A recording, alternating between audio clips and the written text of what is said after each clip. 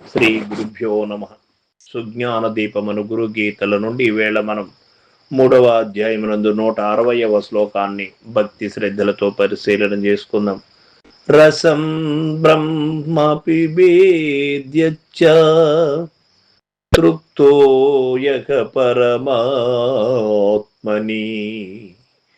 ఇంద్రం చ మన్యతేరం ఖం నృపాణాం తత్ర కదా.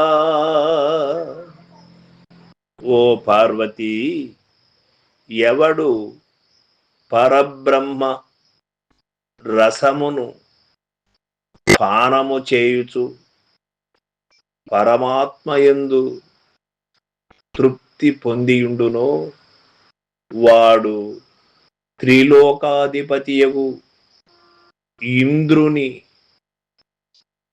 అల్పునిగా తలచుతున్నాడు.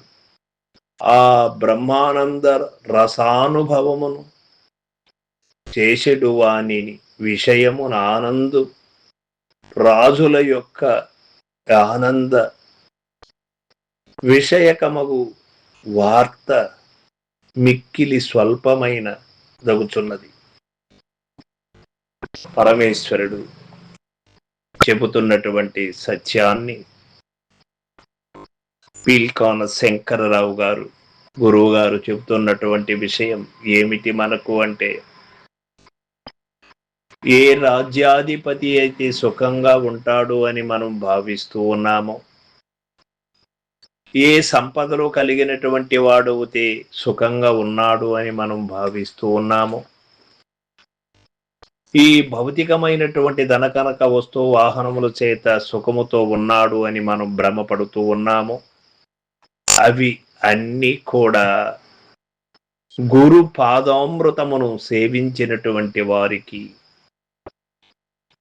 గురువు యొక్క కరుణా కటాక్షములకు పాత్రుడైనటువంటి వారి దగ్గర అవి అన్నీ కూడా దిగదుడుపే అని తెలియబడుతూ ఉన్నది. గురు కరుణ ఉండి ఈ సంపదలు ఎన్నైనా ఉండవచ్చు, అవి ఉండినా లేకుండినా రెండు కూడా సమానముగానే ఉంటాయి గురు కరుణకి పాత్రులైనటువంటి వారికి. అంతేకాని గురు కరుణకు పాత్రులైనటువంటి వాడు, నిజము తెలిసినటువంటి వాడు ఈ బాహ్య సంసారమును వదిలేసి తన కర్మను వదిలేసి కర్మ సన్యాసి కావలెను అని అర్థము కాదు.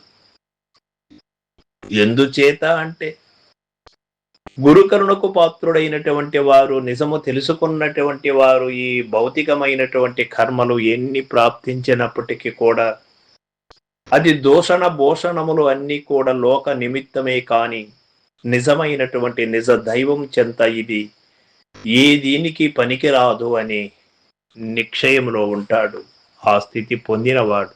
కనుక ఇంద్రభోగాలు అంటారు మన వాళ్ళు. ఏదైనా సుఖముగా ఉన్నప్పుడు ఇంద్రభోగములు అన్నీ కూడా అశాశ్వతమైనటువంటివి, శాశ్వతమైనటువంటివి కాదు. నిజమెరిగిన వారి దగ్గర, నిజము ఎరుగనటువంటి వారికి, నిజ దైవము తెలియనటువంటి వారికి మాత్రమే ఆ భోగాపేక్ష ఉంటుందే కాని ఎరిగినటువంటి వారికి ఉండదు. అది వచ్చినా వచ్చుగాక, అది లేకపోయినా లేకపోగాక, అవి రెండూ కూడా సమానముగా ఉంటుంది గురుకరుణకు పాత్రులైనటువంటి వారికి. సర్వం సద్గురు పాదార్పణమస్తు. జై గురుదేవ.